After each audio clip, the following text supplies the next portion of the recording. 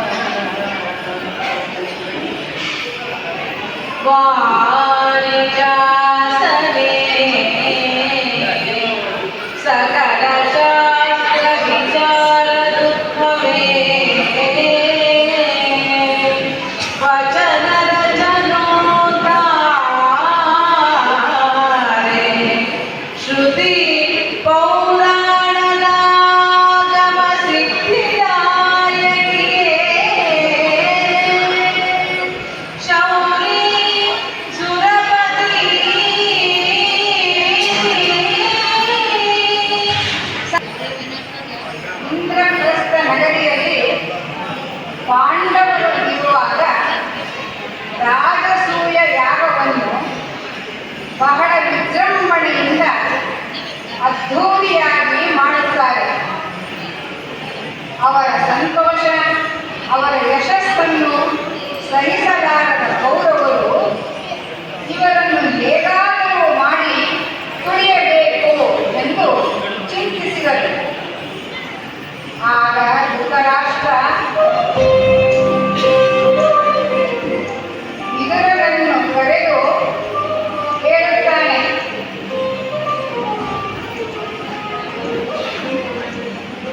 ವಿದುರ, ನೀನು ಇಂದ್ರಪ್ರಸ್ಥಕ್ಕೆ ಹೋಗಿ 5 ಪಾಂಡು ನಂದನರಿಗೂ ಹೇಳು, ಕಾರ್ಯಕ್ರಮದಲ್ಲಿ ಬಹಳ ಹೊರಲಿದ್ದೀರಿ, ನಮ್ಮ ಹಸ್ತಿನಾಪುರಕ್ಕೆ ಬಂದು ನಮ್ಮ ಸುಖಭೋಜನವನ್ನು ಸ್ವೀಕರಿಸಬೇಕು ಎಂದು ಆಮಂತ್ರಣ ಕೊಟ್ಟು ಬಾ ಎಂದು ಹೇಳಿ ಕಳುಹಿಸಿದ ಧೃತರಾಷ್ಟ್ರ.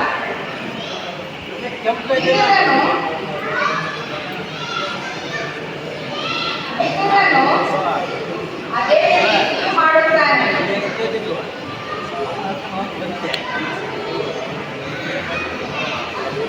ಹಿರಿಯರ ಮಾತಿಗೆ ಸೇರಿಕೊಂಡು ಪಾಂಡವರು ದ್ರೌಪದಿ ಸಮೇತರಾಗಿ ಹಸ್ತಿನಾವತಿಗೆ ಬರುತ್ತಾರೆ. ಪಾಂಡುನಂದನರು ಪರಮ ಭಾಗವತರು, ಪಾಪವರಿಯದ ಪರಮ ಪವಿತ್ರರು. ಕೋಪವಿರದ ಧರ್ಮನಂದನನು ಧೃತರಾಷ್ಟ್ರನ ಆಮಂತ್ರಣವನ್ನು ಒಪ್ಪಿ ಹಸ್ತಿನಾಪುರಕ್ಕೆ ನಡೆದಂತ ಪರಿವಾರ ಸರಿ.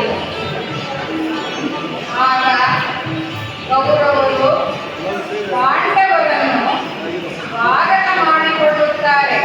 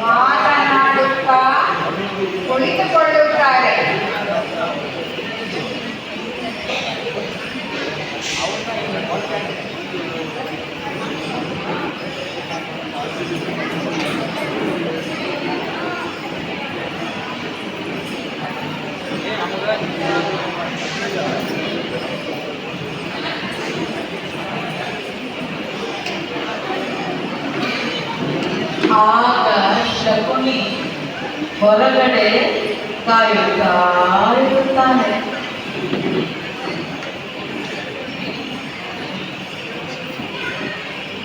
ಆಗ ಶಕುನಿ ಕೇಳುತ್ತಾನೆ, ಈಗ ಒಂದಾಟ ಪಗಡೆ ಆಡೋಣವೇ? ಧರ್ಮರಾಯ ಹೇಳ್ತಾನೆ, ಈ ದ್ಯೂತ ಏಕೋ ನಮ್ಮ ಮನಸ್ಸಿಗೆ ಬಾರದು. ದ್ಯೂತ ಮತ್ತು ಯುದ್ಧ ಇವೆರಡೂ ಕೂಡ ಕ್ಷತ್ರಿಯರ ಲಕ್ಷಣಗಳು. ಬರುವುದಿಲ್ಲ ಎನ್ನುವುದು ಕೇಡಿಗಳ ಲಕ್ಷಣ.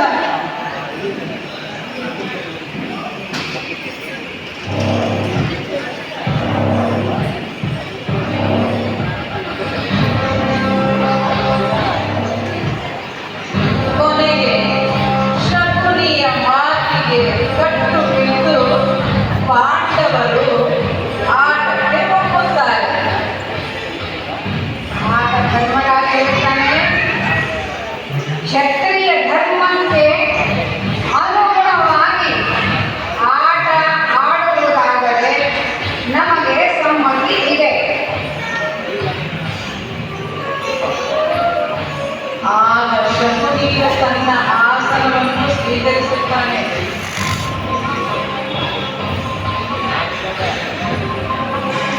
ಆಗ ದುರ್ಯೋಧನನು ನನ್ನ ಪರವಾಗಿ ನನ್ನ ಮಾವ ಶಕುನಿ ಆಟವಾಡುತ್ತಾನೆ. ಆಗ ಪಾಂಡವರು ಆಗಬಹುದು ತೊಂದರೆ ಇಲ್ಲ, ಆಗಬಹುದು ಎನ್ನುತ್ತಾರೆ. ಆಗ ಪಗಡೆಯ ಹಾಸುಗಳನ್ನು ಹಾಸಿ ಕಾಯಿಗಳನ್ನು ಇರಿಸಿ ಆಟಕ್ಕೆ ತಯಾರು ಮಾಡುತ್ತಾರೆ.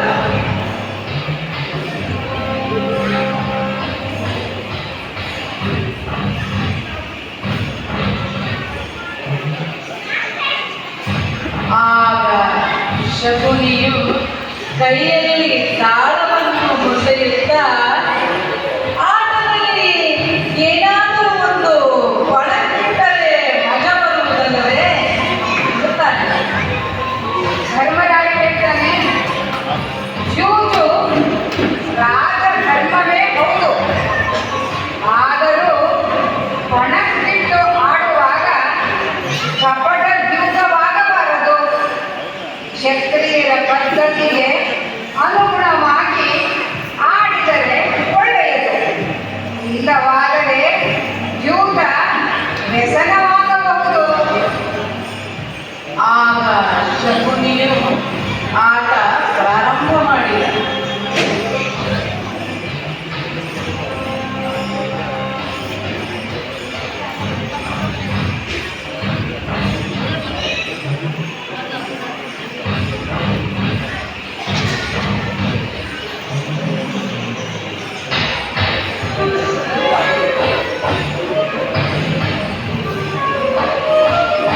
ಧರ್ಮರಾಯ ಆಟ ಪ್ರಾರಂಭ ಮಾಡಿದ. ಆಟ ಆಡುವಾಗ ಕಾಯಿಗಳನ್ನು ಕಟ್ಟಿದನು. ಮೊದಲ ಆಟದಲ್ಲಿ ಧರ್ಮರಾಯನೇ ಗೆದ್ದ. ಮೊದಲ ಆಟದಲ್ಲಿ ಧರ್ಮರಾಯನೇ ಗೆದ್ದ. ನಂತರ ಶಕುನಿ ತನಗೆ ಬೇಕಾದ ದರ ಹಾಕಿದ. ಎರಡನೇ ಆಟದಲ್ಲಿ ದುರ್ಯೋಧನನೇ ಗೆದ್ದ. ಎರಡನೇ ಆಟದಲ್ಲಿ ದುರ್ಯೋಧನನೇ ಗೆದ್ದ. ಹೀಗೆಯೇ ಆಟ ಮುಂದುವರೆದಾಗ ಧರ್ಮರಾಯ ಹೇಳ್ತಾನೆ, ಕನಕಮಯ ರಥವು 2000, ಅವುಗಳಿಗೆ ಹೂಡಿದ ಶ್ರೇಷ್ಠ ಕುದುರೆಗಳು 8000. ಇದು ನನ್ನ ಪಣ ಎಂದು ಹೇಳಿದ.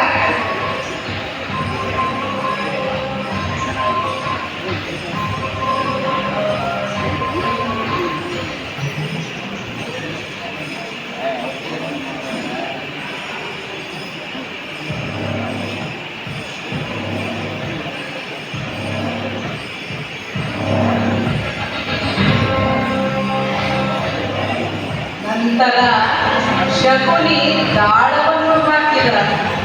ಅವನಿಗೆ ಬೇಕಾದ ಕರವೇ ಬಿದ್ದಿತು. ಧರ್ಮರಾಯನೇ, ನೀನು ಸೋತೆ ಎಂದ.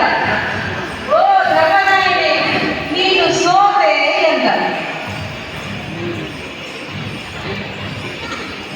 ರಾಜ್ಯ, ಕೋಶ, ಒಡವೆ, ರಥ, ಕುದುರೆ, ಆನೆ ಹೀಗೆ ಒಂದೊಂದಾಗಿ ಪಣಕ್ಕಿಟ್ಟು ಧರ್ಮರಾಯ ಇವೆಲ್ಲವನ್ನು ಪಡೆದುಕೊಂಡ.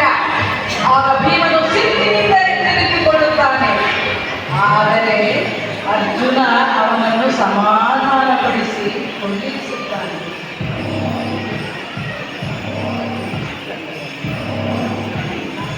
ನಂತರ ಶಕುನಿ, ಧರ್ಮರಾಯನೇ, ಕೊಳಕ್ಕಿಡಲು ಏನೂ ಉಳಿದಿಲ್ಲವೇ ಈಗ?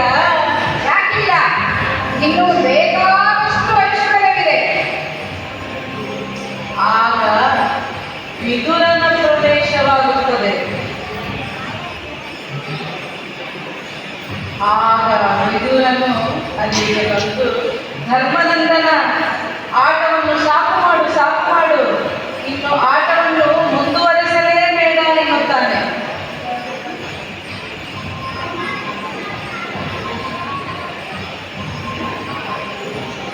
ತೀರಿತು ಇಂದ್ರಪ್ರಸ್ಥ ದುರ್ಭಂಡಾರ, ಕಂದರ ಮನೆಯ ಪೈಕದ ಮಾರಕದ ಬಂಗಾರ ಒಟ್ಟಿದು ಕೋಟಿ ಸಂಖ್ಯೆಯಲ್ಲಿ ಸೇರಿದದು ಕುರುಪತಿಗೆ ರಾಯನ ನಾರಿಯರ ವಿವಿಧಾಭರಣ ಸಿಂಗಾರ ಒಟ್ಟಿದು ಕೊಂಡು ಮುಳುಗಿದು ಖಡ್ಡದ ನೃಪನ. ಇಂದ್ರಪ್ರಸ್ಥದ ಭಂಡಾರವೆಲ್ಲ ಕರಗಿತು. ಅಂತಃಪುರದ ಸ್ತ್ರೀಯರ ವಿವಿಧ ಶೃಂಗಾರ ವಸ್ತುಗಳು ಕರಗಿದವು. ಧರ್ಮರಾಯನ ತಿರುಗೇಡಿತನದಿಂದ ಎಲ್ಲವೂ ಕೌರವರ ಪಾಲಾಯಿತು. ರಾಜ್ಯಲಕ್ಷ್ಮಿಯೂ ಕೂಡ ಕೌರವರ ಪಾಲಾದಳು. ಆದರೂ ಶಕುನಿ ಮಾತ್ರ ಬಿಡಲಿಲ್ಲ. ಈಗ ಅರಸನೇ, ಮತ್ತೆ ಮುಂದೆ ಏನನ್ನು ಬಳಕೆ ಹೊರಡುವಿರಿ? ಹಂಗಿಸಬೇಡ ಗಾಂಧಾರ ಕುಮಾರ, ಹಂಗಿಸಬೇಡ. ಜೀವಂತ ವ್ಯಕ್ತಿಗಳಿದ್ದಾರೆ. ಈಗ ನನ್ನ ತಮ್ಮ ನಕುಲನನ್ನು ಪಣಕ್ಕಿಡುವೆ.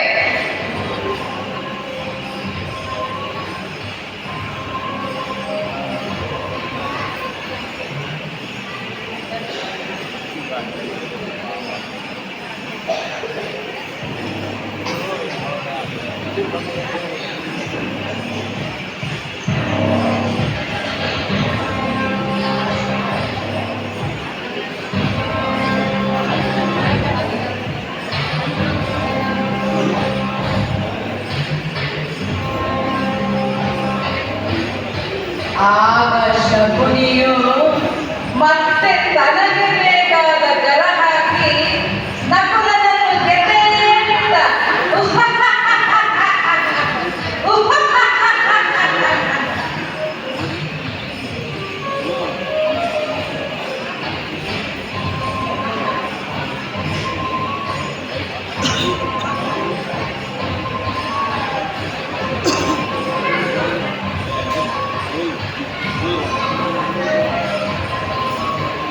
ಆದರೆ ಶಕುನಿ ಅಷ್ಟಕ್ಕೆ ಬಿಡಲಿಲ್ಲ. ಅರಸನೇ, ಮತ್ತೆ ಈಗ ಮುಂದೆ ಏನನ್ನು ಬಳಕೆ ಹೊರಡುವಿರಿ? ಏನಿದೆ ನಿಮ್ಮಲ್ಲಿ? ಹಾಗೆನ್ನಬೇಡ ಶಕುನಿ, ನನ್ನ ತಮ್ಮ ಸಹದೇವನನ್ನು ಪಣಕ್ಕಿಡುವೆ.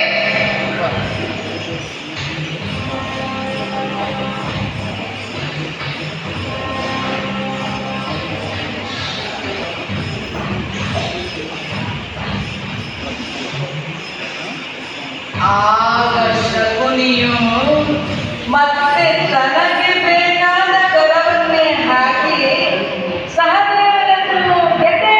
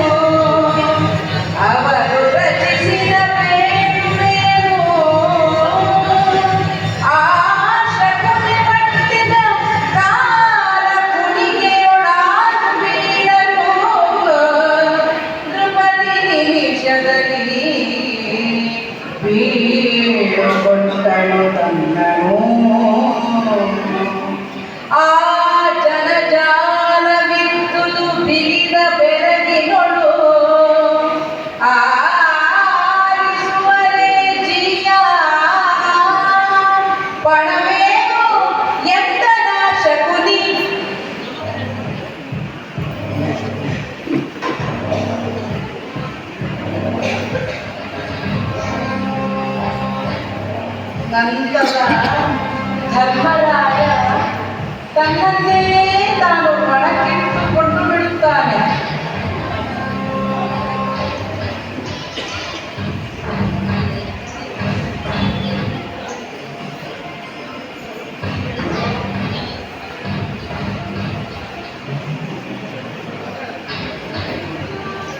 ಮತ್ತೆ ಶಕುನಿ ತನಗೆ ಬೇಕಾದ ದರವನ್ನು ಹಾಕಿ ಧರ್ಮರಾಯನನ್ನು ಗೆದ್ದೇಳುತ್ತಾನೆ.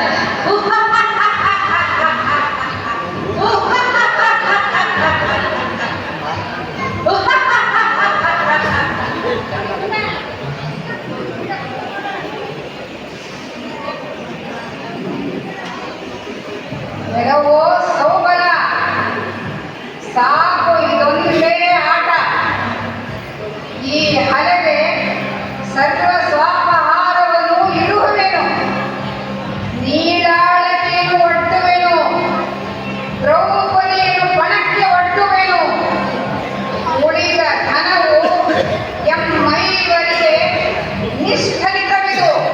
ಹೂಡು ಹೂಡು ಎನದು ಹರುಷದಲ್ಲಿ ಹಳೆಯ ಚೌಪಟ ಮಲ್ಲ ಸಾರಿಯ ಸಾಲ ಜೋಡಿಸಿದ.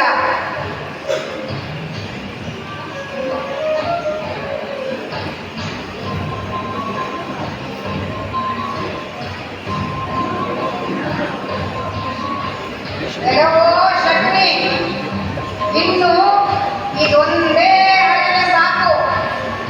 ನಾನು ಇದುವರೆಗೂ ಪಡೆದುಕೊಂಡ ಎಲ್ಲ ಸರ್ವಸ್ವವನ್ನು ಹಿಂದಕ್ಕೆ ಪಡೆದುಕೊಳ್ಳುವೆ. ದ್ರೌಪದಿಯನ್ನು ಪಣಕ್ಕೆ ಒಡ್ಡುತ್ತಾ ಇರುವೆ.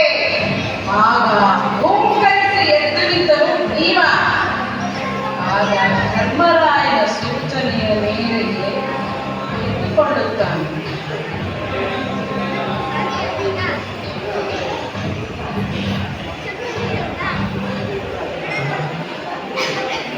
ಶಕುನಿಯು ತನಗೆ ಬೇಕಾದ ಕರವನ್ನೇ ಹಾಕಿದ.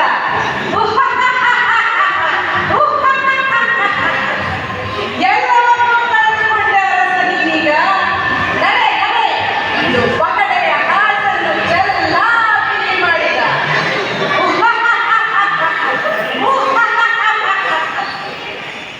ಅರಸ ಎಲ್ಲವನ್ನೂ ಕಳೆದುಕೊಂಡಿದ್ದೀಗ, ನಡೆ ನಡೆ ಎಂದು ಪಗಡೆಯ ಹಾಸನ್ನು ಚೆನ್ನ ದುಶ್ಯಾಸನ, ದುರ್ಯೋಧನ, ಶಕುನಿ ಎಲ್ಲರೂ ಗಹಗಹಿಸಿ ಜೋರಾಗಿ ನಕ್ಕರು.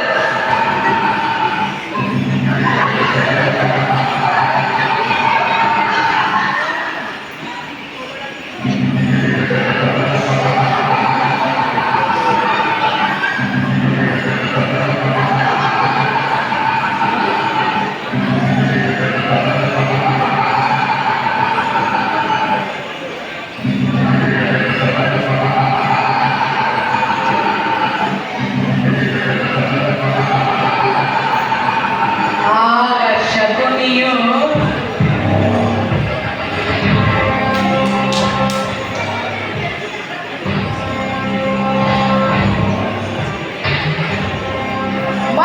ಮತ್ಸ್ಯಯಂತ್ರವನ್ನು ಭೇದಿಸಲಾರದೆ ನೃಪಜನ ಸಭೆಯಲ್ಲಿ ನೀವು ಕಂಗಾಲಾಗಿದ್ದೀರಲ್ಲವೇ?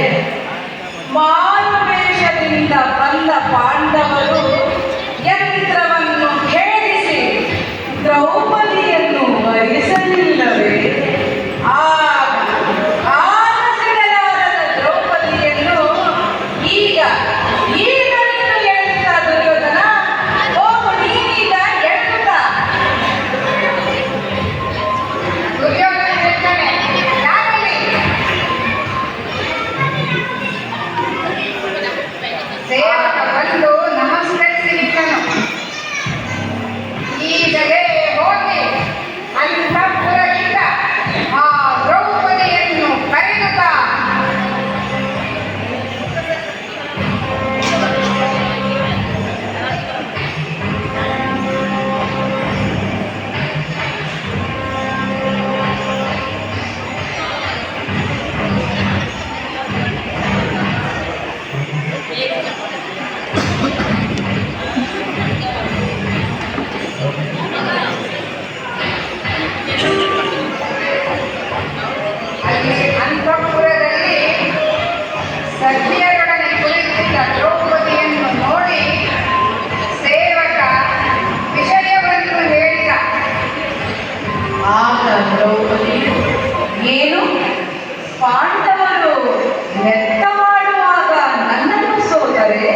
ಛೀ, ಹೋಗಲಿಲ್ಲ, ನಾನು ಬರಲಾರೆ.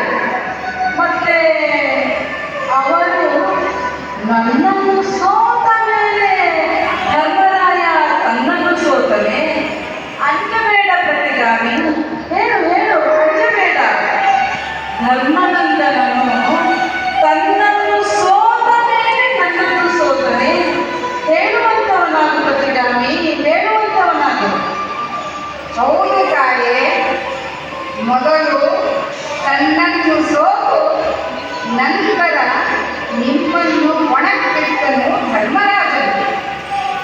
ತನ್ನನ್ನೇ ಸೋತ ಧರ್ಮರಾಜ ನನ್ನನ್ನು ಪಣಕ್ಕಿಡುವುದು ಯಾವ ನ್ಯಾಯ? ಇದಕ್ಕೆ ಈ ಸಭಿಗಳೇ ಉತ್ತರ ಕೊಡಲಿ. ಆಗ ನಾನೇ ಸಭೆಗೆ ಬರುತ್ತೇನೆ ಎಂದಳು ದ್ರೌಪದಿ. ಆಗ ಸೇವಕ ಇದೇ ಮಾತನ್ನು ಸಭೆಗೆ ಬಂದು ಹೇಳುತ್ತಾನೆ.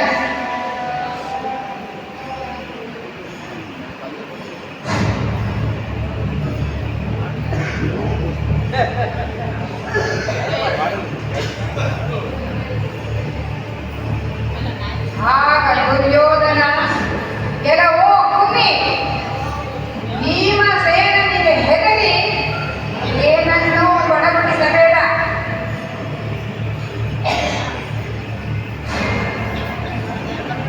ಏ ತಮ್ಮ ದುಶ್ಯಾಸನ, ಬಾಯಿಗೆ ನೀನೇ ಹೋಗಿ ಆ ದ್ರೌಪದಿಯನ್ನು ಎಳೆದ.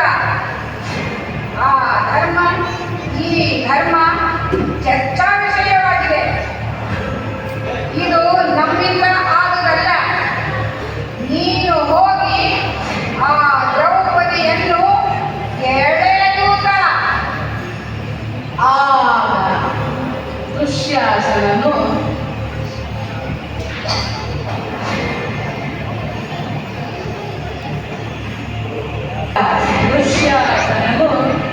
ದ್ರೌಪದಿಯ ಅಂತಃಪುರದ ಬಾಗಿಲ ಕಾಯುವ ಚಾಲರನ್ನು ತಪ್ಪಿದ. ಎದುರು ಬಂದ ಸಖಿಯರನ್ನು ಬೆದರಿಸಿದ.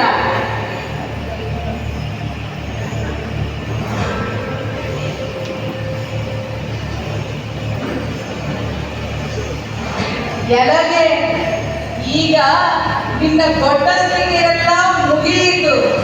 ದುರ್ಯೋಧನನ ಅರಮನೆಯಲ್ಲಿ ನಿನ್ನದೇನೂ ನಡೆಯುವುದಿಲ್ಲ. ಈಗ ದಾಸಿಯರ ಜೊತೆ ಇರುವಂತೆ ಬಾಬಾ ಬಾಬಾ ಎಂದ.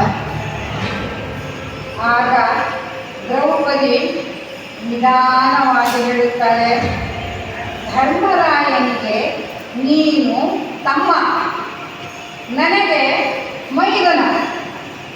ಧರ್ಮರಾಯನು ಸೋತಿರಲಿ, ಆದರೆ ನಾನೀಗ ಪುಷ್ಪವತಿಯಾಗಿದ್ದೇನೆ.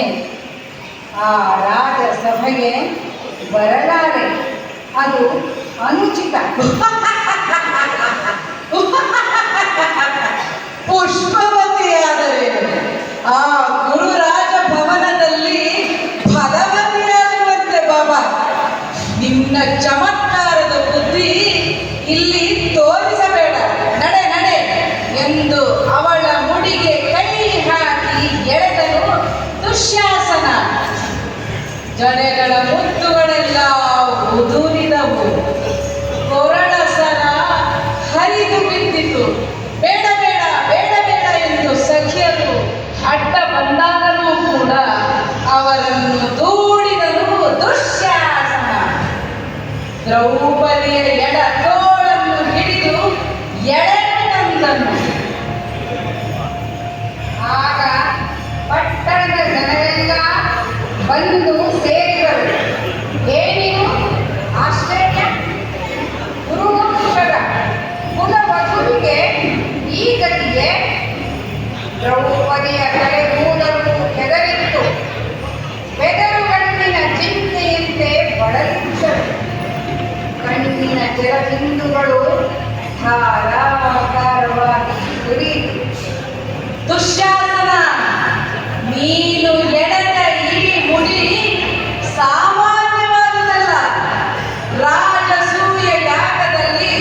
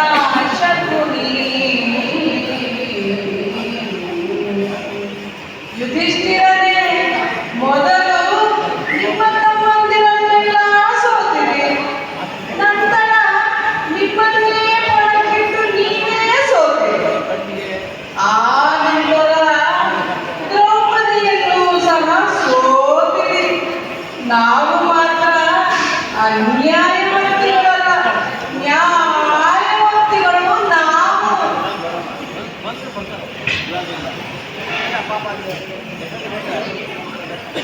ಏನೆಯಲ್ಲಿ ಓಡಾಡುವ ಈ ಸೌಂದರ್ಯದ ಖಣಿಯನ್ನು ಇಂದು ದುಶ್ಯಾಸನ ದರದರನೆ ಎಳೆದು ತರುತ್ತಿದ್ದಾನೆ. ಸೂರ್ಯ ಬಿಂಬವನ್ನೇ ಕಾಣದ ಈ ಕೋಮಲೆಗೆ ಈ ಸ್ಥಿತಿಯೇ. ದ್ರೌಪದಿ ರಾಜಸಭೆಗೆ ಬಂದಳು. ದ್ರೌಪದಿಯ ಅವಸ್ಥೆಯನ್ನು ಕಂಡು ಎಲ್ಲರ ಕಣ್ಣಲ್ಲೂ ಧಾರಾಕಾರ ಕಂಬನಿ ಹರಿಯಿತು. ಕರ್ಣ, ಶಕುನಿ, ದುಶ್ಯಾಸನ, ದುರ್ಯೋಧನ ಎಲ್ಲರೂ ಗಹಗಹಿಸಿ ನಕ್ಕರು.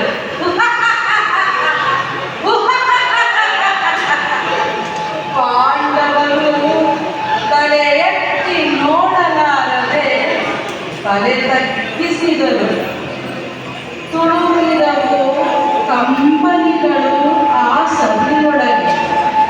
ದುಶ್ಯಾಸನ, ಸುಯೋಧನ, ಕಡ ಶಿರೋಮಣಿ ಶಕುನಿ ತನ್ನ ಜಯಪ್ರದಾಖ್ಯೆಗೆ ತಡಿತು ಅದ್ಭುತದ ಹರ್ಷ. ದ್ರೌಪದಿಯು ಮುಖಮಂಡಲಕ್ಕೆ ಸೀರೆಯ ನಮುಚಿ ನಯನೋದ್ಗಲಿತ ಜಲಧಾರೆಯಲ್ಲಿ ನೆನೆದುದು ಸಭೆ ವಿಷಾದದಲ್ಲಿ.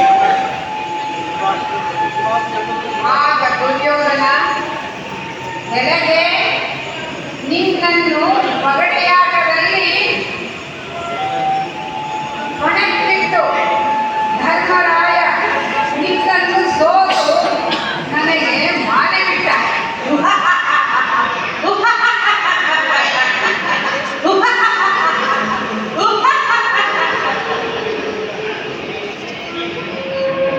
ಆಗ ದ್ರೌಪದಿ, ನನ್ನನ್ನು ಉದ್ಧಟೆಗೆ ಎನ್ನದಿರಿ. ನಾನು ಈಗ ಈ ಸಭೆಯಲ್ಲಿ ಮಾತನಾಡಲೇಬೇಕಾಗಿದೆ.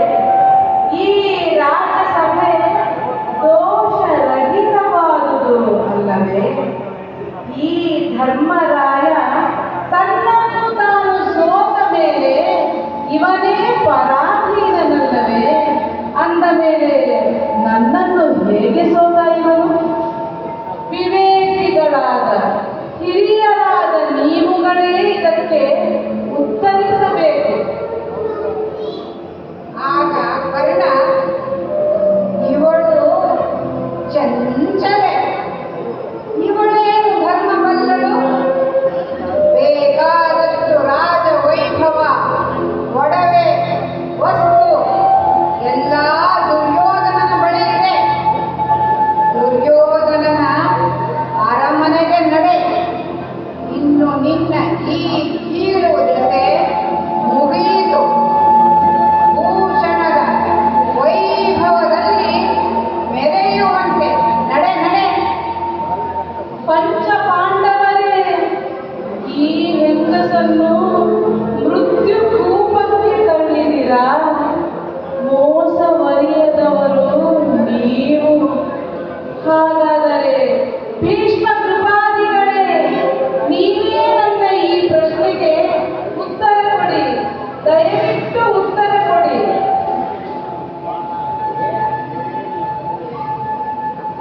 ಆಗ ದುಶ್ಯಾಸನ ದ್ರೌಪದಿಯ ಸೆರೆಗನ್ನು ಜೋರಾಗಿ ಎಳೆದ. ಅಮ್ಮ ಅಮ್ಮ ಎಂದು ಕೂಗಿದಳು ದ್ರೌಪದಿ.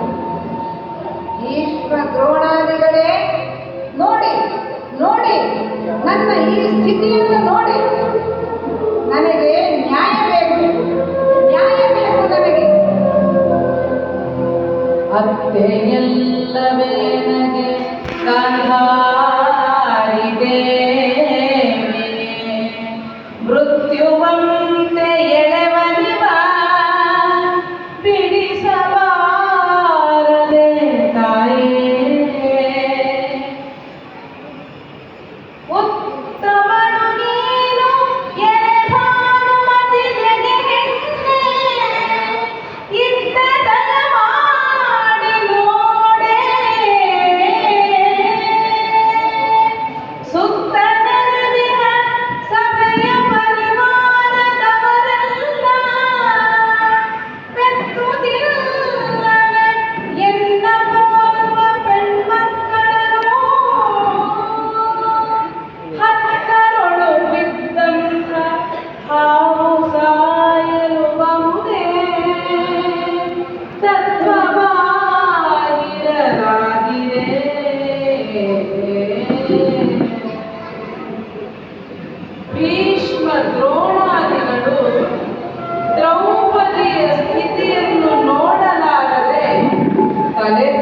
ಬಗ್ಗಿಸಿದರು.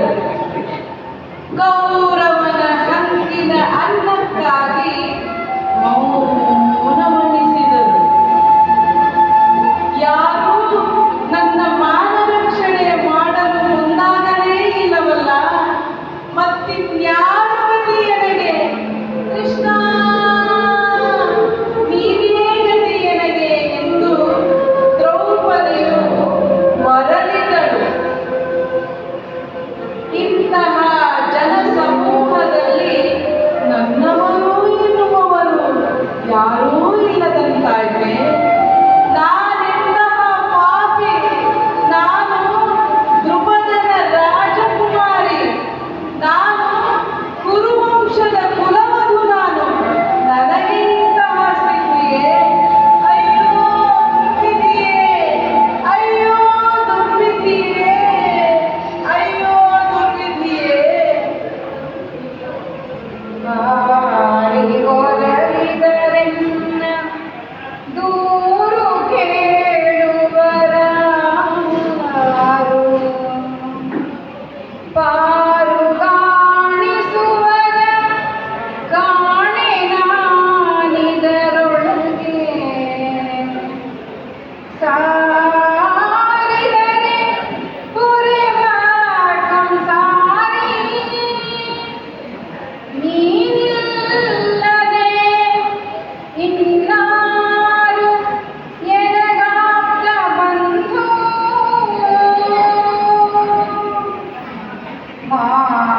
ಮಾರಿದರು ಧರ್ಮದೇವತೆಗೆ ಎಲ್ಲವಲ್ಲಭರು, ಭಾರ ನಿಲ್ಲದು ಎಂದು ನಂಬಿದ ಅನಾಥಳನು. ನೀರೊಳಗದ್ದು ಹಾಲಿನೊಳಗದ್ದು ಗತಿ ನೀನೇ, ನಾರಾಯಣನೇ ರಕ್ಷಿಸೋ. ಯಾವ ವಿವೇಕಿಗಳಿಗೆ ಹೇಳಿದರೂ ಅಷ್ಟೇ, ಮಾತು ಬಾರದ ಮೂಕರಂತಿದೆ ಆ ಸಭೆ. ಯಾವ ವಿವೇಕಿಗಳಿಗೆ ಹೇಳಿದರೂ ಅಷ್ಟೇ, ಮಾತು ಬಾರದ ಮೂಕರಂತಿದೆ ಆ ಸಭೆ. ಭಕ್ತವತ್ಸಲನಾದ ಶ್ರೀಕೃಷ್ಣ ರುಕ್ಮಿಣಿ ಸತ್ಯಭಾಮ ಸಹಿತ ಪಗಡೆ ಆಡಬೇಕೆಂದು ತಾಯಿಗಳನ್ನು ಜೋಡಿಸಿಟ್ಟು ತಾಳಗಳನ್ನು ಕೈಯಿಂದ ಹೊಸೆಯುವಾಗ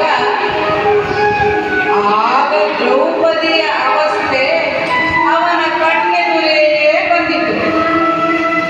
ತನ್ನನ್ನು ತಾನೇ ಕಾಪಾಡಿಕೊಳ್ಳಬಲ್ಲೆ ಎಂಬ ಅಭಿಮಾನದಿಂದ ಒಂದು ಕೈಯಲ್ಲಿ ಸೆರಗ ಹಿಡಿದು ಒಂದೇ ಕೈಯನ್ನು ನನ್ನಡೆಗೆ ತೋರಿ ಕೃಷ್ಣ ಕೃಷ್ಣ ಎಂದು ಕೂಗುತ್ತಿರುವಳು. ನೋಡುವ ರುಕ್ಮಿಣಿ ಎಂದು ದ್ರೌಪದಿಯ ಅವಸ್ಥೆಯನ್ನು ಕೃಷ್ಣನು ತೋರಿಸುವನು.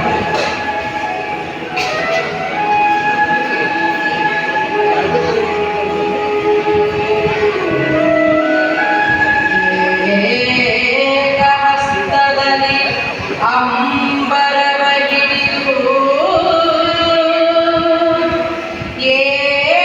ಏಕಹಸ್ತವ ನೆಗಲಿ ಮೊರೆಯಿರೆ, ಲೋಕನಾಥ ಮುಕುಂದ ತಾನದ ಕೇಳದಂತಿರಲು. ಹಾಗೆ ಮನದೊಳಗರಿದು ತನಗಿನ್ನೇಕೆ ಮನದ ವಿಮಾನವು, ತನಗಿನ್ನೇಕೆ ಮನದ ವಿಮಾನವೆನ್ನುತ್ತಲೀ ಲೋಕ ಸುಂದರಿ ಕರವೆರಡು ಮುಗಿದೆತ್ತಿ ಬರಲಿದಳು.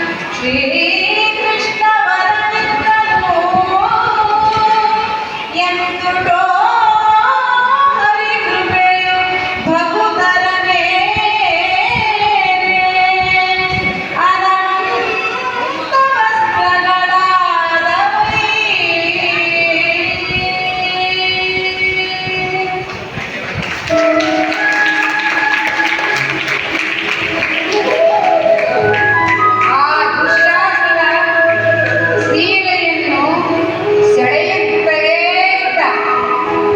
ಅದು ಬೆಳೆಯುತ್ತಲೇ ಇತ್ತು.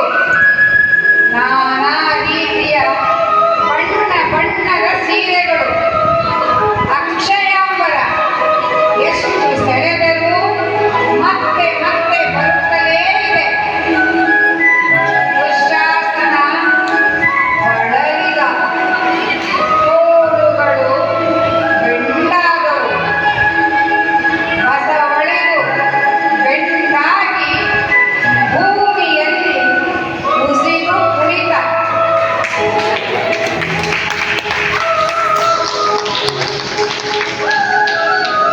ಅಣ್ಣ, ದೈವವು ಇವಳಿಗೆ ಸೀರೆ ಕೊಟ್ಟಿರಬಹುದು ಅಣ್ಣ, ಆದರೆ ಸೆರೆ ಬಿಡಿಸಲಿಲ್ಲ. ಅಣ್ಣ, ಸೆರೆ ಬಿಡಿಸಲಿಲ್ಲ. ಇವಳನ್ನು ಆ ದಾಸಿಯರ ಗುಂಪಿನಲ್ಲಿ ಹಾಕು. ಆಗ ಕರ್ಣ ಹೇಳ್ತಾನೆ, ಹಾಗೆ ಆ ಅಕ್ಷಯದ ಸೀರೆಯನ್ನೆಲ್ಲ ಗಂಟು ಕಟ್ಟಿ ಅವಳ ತಲೆ ಮೇಲೆ ಒರೆಸಿ ಕಳಿಸು. ಎಲಗೆ ನಿನ್ನವರು ಏನು ಮಾಡುತ್ತಾರೆ? ಅವರ ಸಾಮರ್ಥ್ಯವೆಲ್ಲ ಹುಡುಗಿ ಹೋಗಿದೆ. ತೊಡೆಯ ಮೇಲಿನ ಪಂಚೆಯನ್ನು ಸರಿಸಿ ತೊಡೆ ತಟ್ಟಿದ ದುರ್ಯೋಧನ. ಆಗ ಭೀಮ ಬಿರುಸಿನಿಂದ ಎದ್ದು ಸಭೆಗೆ ನುಗ್ಗಿದ. ಅರ್ಜುನ ಅರ್ಜುನ ಓಡಿ ಬಂದು, ಅಣ್ಣ ಬೇಡ ಅಣ್ಣ, ದುಡುಕಬೇಡ ಅಣ್ಣ, ಸುಮ್ಮನಿರು. ನನ್ನ ಗದೆಗೂ ಈ ದುರ್ಯೋಧನನ ಕೊಡೆಗೂ ಒಪ್ಪಂದವಾಗಿದೆ. ಈ ದುಶ್ಯಾಸನದ ರಕ್ತವನ್ನು ಹೀರುತ್ತೇನೆ ಎಂದು ದುಶ್ಯಾಸನನ ಕಡೆಗೆ ತಿರುಗಿ ಹೇಳಿದ. ಆಗ ಅರ್ಜುನ ಭೀಮನನ್ನು ಕರೆದು ಸಮಾಧಾನ ಮಾಡಿ ಮತ್ತೆ ಅವನ ಆಸನದಲ್ಲಿ ಕುಳ್ಳಿರಿಸಿದ. ಆಗ ವಿದುರ ಬಂದು, ಸಾಕಿನ್ನು ಮಾತುಗಳು, ಮತ್ತೆ ಮತ್ತೆ ಅದನ್ನೇ ಕೆದಕಬೇಡಿ. ದೈವ ಕೃಪೆಯಿಂದ ಎಲ್ಲವೂ ಶಾಂತವಾಗಿದೆ.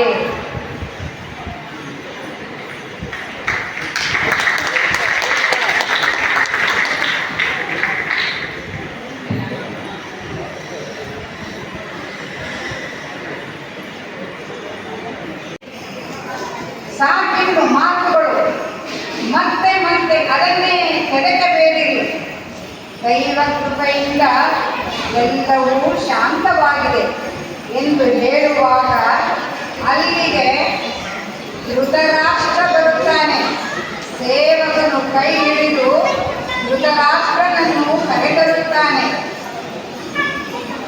ಆಗ ಧೃತರಾಷ್ಟ್ರ ದ್ರೌಪದಿಯನ್ನು ಕುರಿತು ಹೇಳುತ್ತಾನೆ. ದ್ರೌಪದಿ, ದ್ರೌಪದಿ, ನನ್ನ ಮಕ್ಕಳು ದುಷ್ಟರು, ತಪ್ಪು ಮಾಡಿದ್ದಾರೆ, ಕ್ಷಮಿಸಿಬಿಡು ತಾಯೇ. ನಿಮ್ಮನ್ನು ನೋಯಿಸಿಬಿಟ್ಟೆವು. ನೀವು ಸತ್ಯವೆಂಬ ಆಯುಧವನ್ನು ಹಿಡಿದಿದ್ದೀರಿ. ನಿಮ್ಮದೇ ಜಯ. ಶಾಂತಳಾಗು ತಾಯೇ. ನಾನು ನಿನಗೆ ವರಗಳನ್ನು ಕೊಡುತ್ತೇನೆ, ಬೇಡಿಕೋ ಎಂದಾಗ, ನನ್ನ ಭೂಮೀಶ್ವರರ ದಾಸ್ಯವನ್ನು ಬಿಡಿಸಿರಿ. ಅವರು ಕಳೆದುಕೊಂಡ ಗಜ, ತುರಗ, ರಥ, ಶಸ್ತ್ರಾಸ್ತ್ರವನ್ನು ಅವರಿಗೆ ಹಿಂದಿರುಗಿಸಿಕೊಡಿ ಎಂದು ವರವನ್ನು ಕೇಳಿಕೊಂಡಳು ದ್ರೌಪದಿ.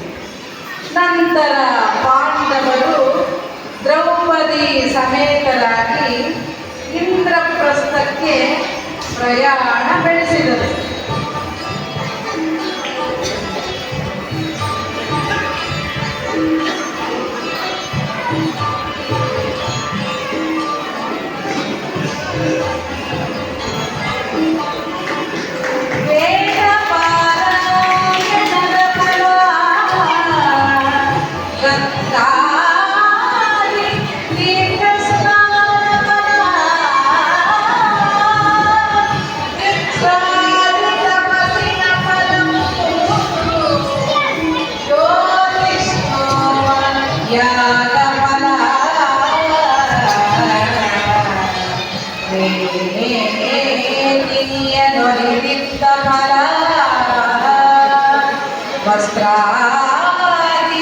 ಕನ್ಯಾ